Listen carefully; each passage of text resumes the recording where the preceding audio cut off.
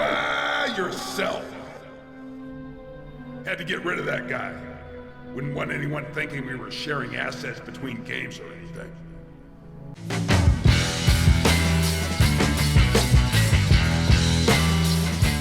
Well, this was inevitable. I picked up the Talos principle back in 2016 when it was on sale, long before I played Croteam's main franchise. And after I discovered I can actually use my voice to start my YouTube career, I finally decided to start and finish Croteam's second franchise that sat in my backlog for all that time. So what exactly is the Talos principle other than a misrepresentation of the Nords' sacred god that the Empire forbids them from worshipping? Well, let's find out.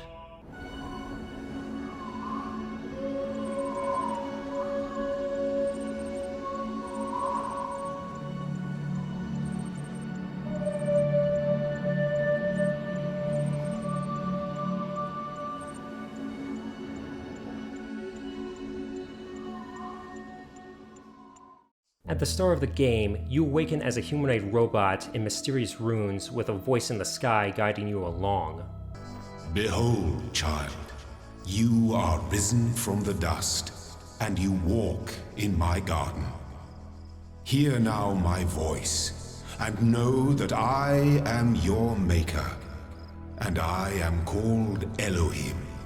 You soon realize you're in a digital simulation as you see glitches happening around you and are guided to complete puzzles to progress to new areas. Eventually you make it to Elohim's temple where you're tasked to traverse more worlds to finish more puzzles in a quest to obtain eternal life. But you are also strictly told something very important. But the great tower, there you may not go. For in the day that you do, you shall surely die. The rest of the story is hidden within audio logs you find in the world and documents you acquire from computer terminals over the course of the game. Without giving anything away, the story is a philosophical masterpiece that asks the big questions about what it means to be human. And that's all I'm going to say, so you'll need to discover everything else by yourself. Or if that's a larger puzzle you can't solve on your own, I'd recommend any of these brilliant videos by these brilliant content creators to give you a summary of the story after you finish the game. So with that said, how does the gameplay fare with the obvious handicap of not being able to use a certain device that made another certain game a masterpiece?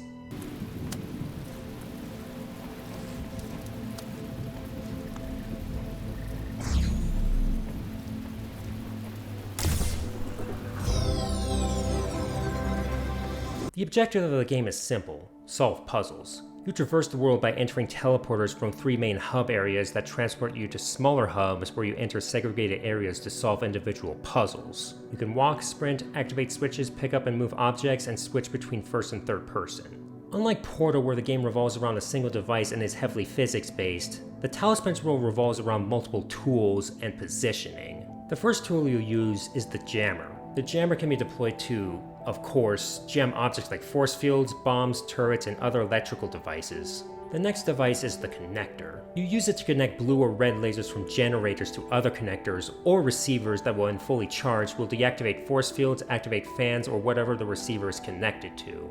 And what's helpful is that you can have the beam connect to multiple objects at once. But you need to make sure the beams aren't blocked by objects, walls, yourself, or is crossing with another beam, especially if the opposite color. The next tool is the hexahedron, which is a name that allows Croteam to get around the copyright of using another well-known shape.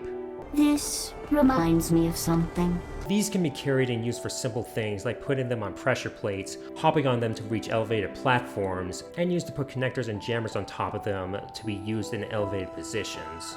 Then we have fans. When facing upright, they could be used to blow yourself in hexahedrons, with or without a connector put on top, up to hover in the air. When on an angle, they are used to launch yourself in hexahedrons over a set distance. And when on a wall, their function is to blow objects in that direction, and they act as barriers. What's useful is that they can be detached from their bases and can be placed on pressure plates. Then there's the trickiest tool, playback.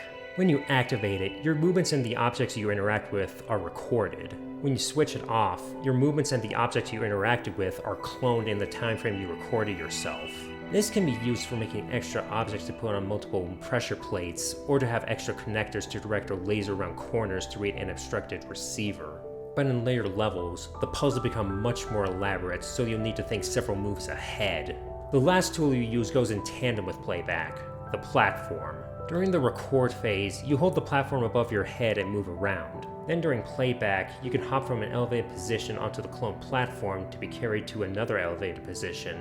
The puzzle areas are segmented with an exclusion field, which forces you to drop whatever tool you're carrying so you can't cheat. It's also used in the puzzles to keep some object within an area of the puzzle, so you'll need to activate a jammer or redirect lasers through peepholes in the walls. In addition to the exclusion fields and force fields, you'll also have floating bombs which will blow up if you enter its blast radius. There are also turrets pulled directly from Serious Sam 3, which will shoot you if you enter its line of sight and can be deactivated with a switch.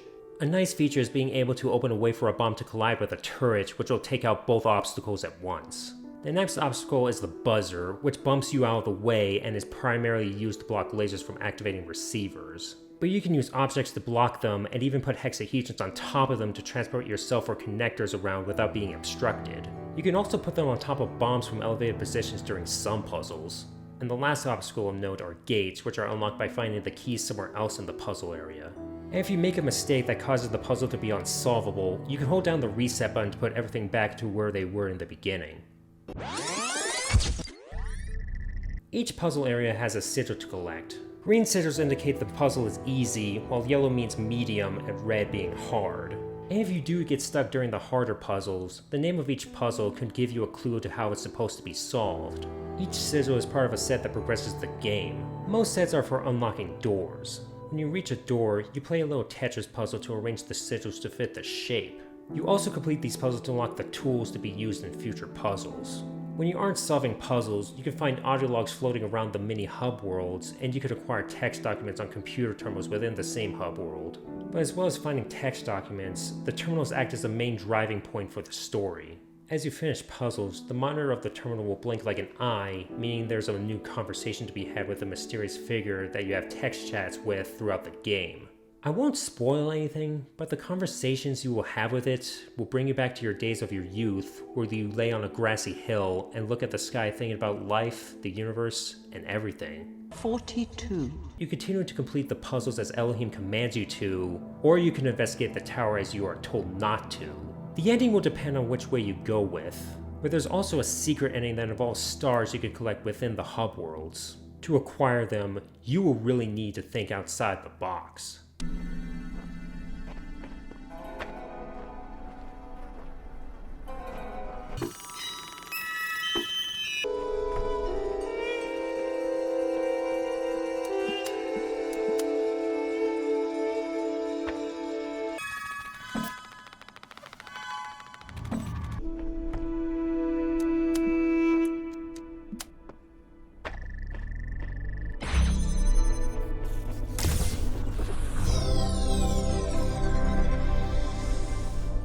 There's more secret areas to explore, and many Easter eggs the developers have hidden for you.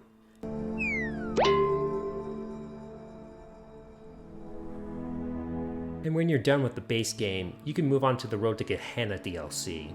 In it, you play as another program and are tasked by Elohim to find other programs that were cast out by him and free them. The DLC plays out like the main game, only all the tools are unlocked from the get-go, and the puzzle areas are wider and much more elaborate.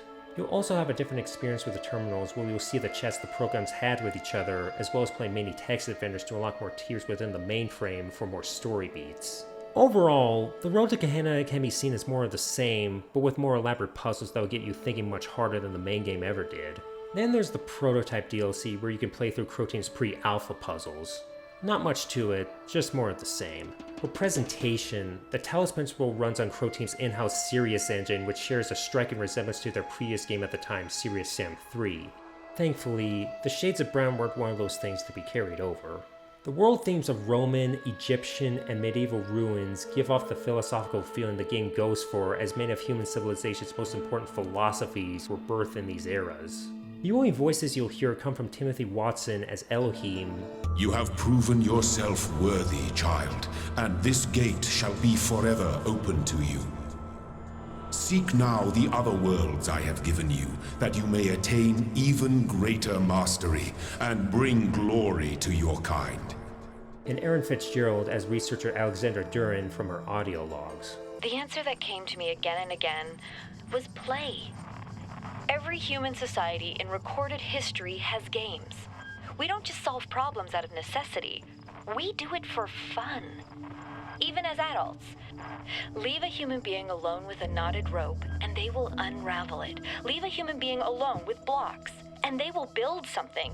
Games are part of what makes us human.